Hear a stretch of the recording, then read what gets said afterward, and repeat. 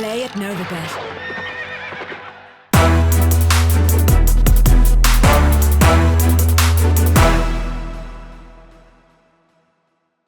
Hello and thanks for tuning in to another video on irishracing.com. We're going to wrap up today, the first day at Cheltenham. A big day for the Irish, 6 winners on the board. I'm delighted to be joined by Ken Whelan to review the day's action. Ken, you were in Cheltenham for the day. What was it like on course? Oh, it's just magnificent day. The first race when the horses were just about to jump off was unbelievable. Look around, I stood down there beside the racetrack and look up into the stand and the boxes, and everyone was just cheering and roaring. It was make my hair stand. It takes something to do that, I suppose. Oh, I'm telling you. You can see now I'm just at the stable yard now, and you can see a picture in the background of Jim Colatti on best mate winning one of his Gold Cups. So very iconic place. Yesterday I'm here for the week now, and I'm right out with Willie's in the morning. And yesterday the day dragged a little bit, waiting for the kick on for today. And once today comes, another week will fly in. It's like all the Irish kicked off with 6 winners out of 7 races today. It was unbelievable. What's it like right now for Willie over there? Then it's probably does he have 40 or 50 winners in the first 2 days, I think, is it? He has 78 horses here or something. And the lads were asking me, like, how come you come over and work for the week? And I said, it's kind of, to me, it's like minding your niece or nephew on a Saturday afternoon, bringing them to the park or the playground, filling them with loads of sweets and chocolate and minerals. But at 5 o'clock you can hand them back. Well, Cheltenham is like that for me, because I come here from Monday to Friday, and I know on Friday evening I'm back to my agent's job again. So it's me going to the playground for the week. I don't drink, so it's great to be able to ride out in the mornings and help the lads in the evening. And I just get a real buzz out of that. An enjoyable week. So we look at the Supreme first, I suppose. An upset here. Willie was actually beat by Rachel in the form of Slade Steele for Henry de Bromhead. A very good winner. I thought Rachel gave him a great ride as well. What do you think of that one? It was brilliant. I suppose it wasn't really an upset. It wasn't that big a price. Mm-hmm. Had some serious runs. When they seen the rain coming, the Bromhead clan were very positive about this lad and confident that he'd run a big race. I tipped up a few times Mystical Power. I just thought it was an improving type of Willie's. Last year, Willie, and the last few years, he kind of aims at one horse at it. Ballyburn was the talking horse all along for this race. But today he had 5 runners in it. Now he had 1 non-runner, but he had 4 other runners in it. And he still finished second and fourth, with Henry and Gordon winning it, obviously, and finishing third. Rachel was brilliant on her one. I thought Mark Walsh was super on Mystical Power. He went down to the last, got a really good jump at the last. Actually, as it turns out, probably got too good a jump and was in front too soon. Because when you look back at the slow-mos, Rachel's horse was just flicking his ears and looked like he was not just doing enough in front. And when Mark got by him, looked like he was going to go a length clear and go on and win the race. And Slade Power and Rachel really battled it out well. And one snug at the line, like she wasn't going away. It was a bit farther. She probably, the only thing that would have better, her lad might have pulled up a little bit again. But no, it was a super start to the day. We brought home the spoils in that one. It was expected that we'd win. A lot of talk about Nicky Henderson's horse. He pulled up. So obviously his horses, some of them are just not right still. So I'd say Henderson's runners for the week would be better watched. I know he ran well in the Champion Hurdle, but better watched and backed. Yeah, you had a few pulling up over the day, so you're definitely right there. Keep an eye on him as the week goes along. But I suppose we'll go into the Arkle then, and I thought this was just probably one of the best performances of the day. Get Gaelic Warrior, and Paul Townend made him look so easy. Was it the hood, or he just seemed to be a totally different horse today? I actually was riding out this morning for Henry, and I was beside Paul, and I said to him, I was riding Hunter's Yarn, and I said, will this lad body you this evening? And he said, the only thing that will bother Gaelic Warrior this evening is Gaelic Warrior. He said, if he behaves, he said, they won't get near him. And he went down so good and so calm. He got a little bit wound up at times. But Paul was super, and like he just sat. And the whole time got him to drop the bridle, kept bringing him back, getting him in, popping a few fences. And when you're in a rhythm like that and you're popping a few fences, it just helps him to drop and get a breather. And it was only a matter of, once he turned the last bend, whether he'd do anything silly. And he didn't. Jack's horse jumped a little bit left or jumped a bit right, and it didn't affect him. he jumped the second last really well down to the last. He might have looked a little shimmy to the right, correct himself, but he was very good. Went away, won it really well. Now, Gordon's horse ran to what he was and ran to his mark, and Gordon's horses ran really well today, all of them. Found a 50 because the temp of Danny Mullins was third for Willie, and he made a bad mistake at the fourth last, and there's nothing between them two and Leopardstown. So I'd say if Danny didn't make a mistake and he got a run of the race, there'd have been nothing between them again. Whichever one would finish second, I don't know, but I think Paul was just showed his utter class on him today, and just proves why he's been champion jockey and he's first jockey to Willie Mullins for so long. Like, yeah, he makes things look really, really easy, and just seems to happen so easy. And he does. I was chatting this morning. He said you do feel pressure, but it's channeling it the right way. And today, now he was exceptional. Same again then on Stateman. I think Willie was a bit surprised. He kind of wrote him handy-ish, I suppose. He was a bit further back than he wanted to be maybe, but did it really easy in the end, I suppose. It didn't really matter. They didn't look to fly. And Willie, I heard the interview after, and Willie saying like he was shocked when he seen him so far back. But Paul, there you go again, riding top grade race, probably won the blue ribbon race the whole year, and he thought was the best horse, so he wasn't afraid to do what he wanted on him. He set him in, they went a nice enough gallop, he jumped great, and he got into it at his ease, went on and didn't win.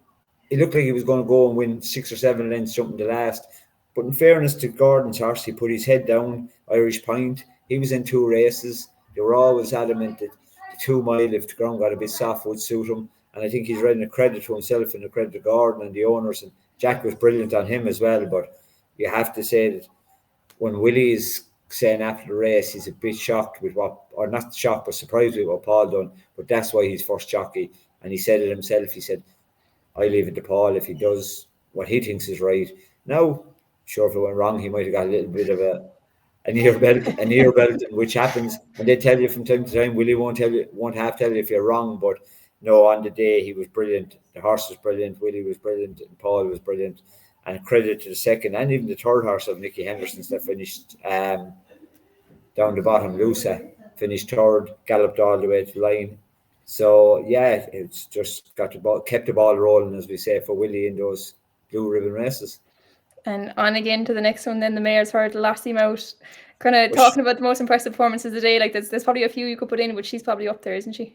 Yeah, and look, all along there was talks. I'd say, especially when Constitution Hill came out, there was probably little chats over the table with the lads, David Casey, and Paul, and obviously Patrick, about whether would it be worth giving her a try in the champion. But Willie all along has decided that 5-year-olds having a good record in the champion, and that he'd like to go next year with her. And he likes to win the races he can win. He proved that in the past with Annie Powers and them. And she was just awesome. Like he dropped her in. She settled the whole way around. She jumped when he needed her. And like when he pressed the button, turn in, it was only a matter of giddy up and go, do like you want. Like it's her, after winning last year here, to come back again this year. And she's probably one of them that has potentially to go and maybe have a go at Constitution Hill next year if he comes back and she comes back. But yeah, she was very, very impressive, and she was sharp priced, but she deserved to be. I thought Henry's 3 ran brilliant. Tell me something, girl. Rachel opted for her. She was her form was solid. She'd been here before. She'd done the job here before, and he'd actually second, third, and fourth in the race. And the 2 novice mares, Lantern Lady only finished 4th. I thought it was a great run out of her with Jack Kennedy on board. She's only 2 runs under her belt coming here today, and to finish 4th in a grade 1 like that was unbelievable run out of her too. And look, it just shows the dominance of the competitive racing in Ireland. And they'd be on about the English coming over, and they're going to get their share of winners during the week, but coming over for the Dublin Races Festival, and they'd say, sure, we can't beat you in Ireland, we're not going to beat you. Or we can't beat you in England, we're not going to beat you in Ireland. So, yeah, look, our dominance in those mayor's races and novice races just seem to be a class above everything else. Yeah, and the dominance kept going. And the next, then another Irish trainer got on the board, Joseph O'Brien. He drifted out mad in the market, but he couldn't have been a more impressive winner in the Boodles. Very, very good. It was a lottery of a race, 22 4-year-olds. A lot of these are flatbred, and they wouldn't have run in this type of ground before, never mind jumped in this ground in a top class company like. Joseph's horse was Antipo's favourite for a long time, and he did drift. Now, he was a non-runner his last 2 runs in Ireland, or maybe three star entries in Ireland. Definitely his last 2 entries, a non-runner, because the ground was so soft. And I think they were afraid to tear the heart out of him. And they knew if he was to go on it, he might only go on it once, and then it'd take him all to get that. And he did. JJ Slevin was cool as a cucumber on him. He rode him like the best horse. He kept him out with a bit of daylight. Wasn't going to get in trouble. There was a faller down the back and brought down 2 more. Sean Ryan's other horse actually was brought down. Martin Brazel's horse, but there was a faller. There was a couple brought down. JJ just always took it that he was on the best horse, trips away around the outside, and it really worked out for him. There's probably plenty of hard luck stories, but I think one of them, man, that'll be going home thrilled tonight is Ross O'Sullivan and Tom Harney. I was riding out with Tom yesterday, and he was so excited about his first ever ride in Cheltenham. He was so grateful to Ross for letting him have the opportunity, to the owners, Tommy Ward, for letting him have the opportunity to come and ride him, and he repaid him with a great ride today. Claimed the 7. He finished second, like it was magic. And I went out to meet JJ after. I said, well done to him. And I said to Tom, I said, well, how was that? He said, I can't believe I finished second. He was so excited. Like, that's what makes Cheltenham so special. He finished second on his first ever ride in Cheltenham, and he's so over the moon. He's gone home 7 foot tall this evening. He done everything right, just beaten on the day by a better horse, and he's probably run the rest of his life in Eagle Rain. For Ross O'Sullivan. Ross will go home thrilled. Everyone will go home thrilled. The small man gets a chance, and Gordon's again has another horse run into the place money. So Gordon's horses, they're just not crossing the line in front, but I'm sure tomorrow or the day after he's going to have 3 or 4 winners there of a bang, because they're all in great form. Yeah, I suppose these ones today will give you confidence towards more of these fancied ones later in the week. But like the likes of Gordon, Henry, and the big fires of Irish race, and Gordon, Henry, and Willie have thrown out plenty of good big guns today, and they've all stepped up to their mark. Just very few have disappointed, I think.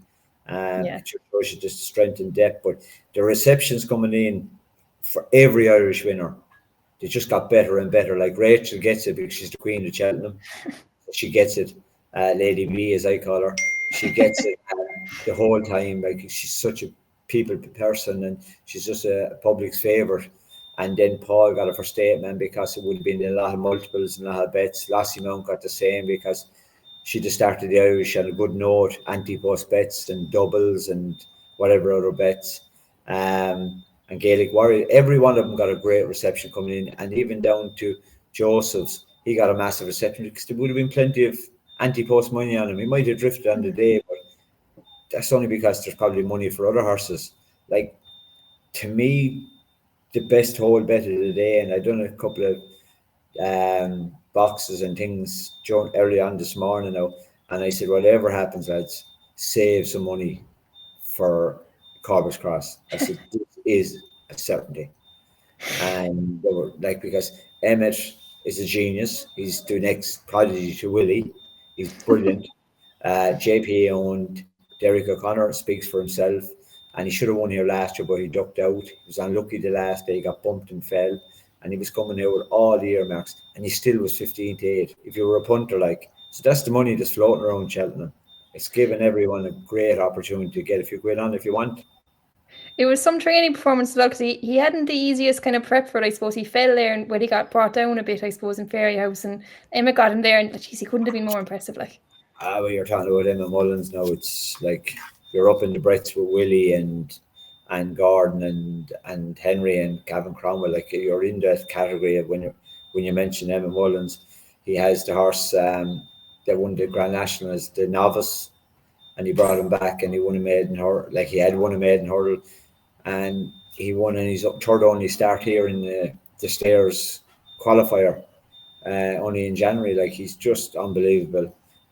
Small team of horses. I think he likes to keep it small, so he's a special hand on him, and he can direct what way they go with the personal touch. So, look, we're dealing with a lot of talent, horses, jockeys, and trainers wise in the country at the moment, and we're in a really right place. And when you come over here, you just soak it all up. Yeah, a brilliant day for the Irish, though, on day one. Hopefully, it'll keep going on day two. But Ken, do you have a horse to watch out for tomorrow for us? I didn't really go through tomorrow yet. I didn't know you were going to ask me this. I know. I just came into my head there when you were tipping up Corvus Cross. I said you might have another good one.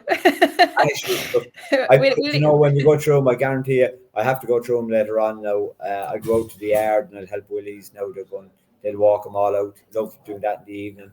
Help them feed up. We'll be probably at it until about 8:30 or 9 o'clock, and come back and I chill out and I go through tomorrow's race, and then I'll have one for you for Thursday tomorrow. Lovely stuff, lovely. But Ken, thanks me on the bounce. Thanks for coming on, Ken, and looking forward to talking to you tomorrow to wrap up Wednesday's racing. But before we finish up, here's our offer from our sponsors, Unibet. If you're going to have a bet this week, make sure to gamble responsibly, and we'll be back again with Ken Whelan tomorrow to review Wednesday's racing. Play at Novibet.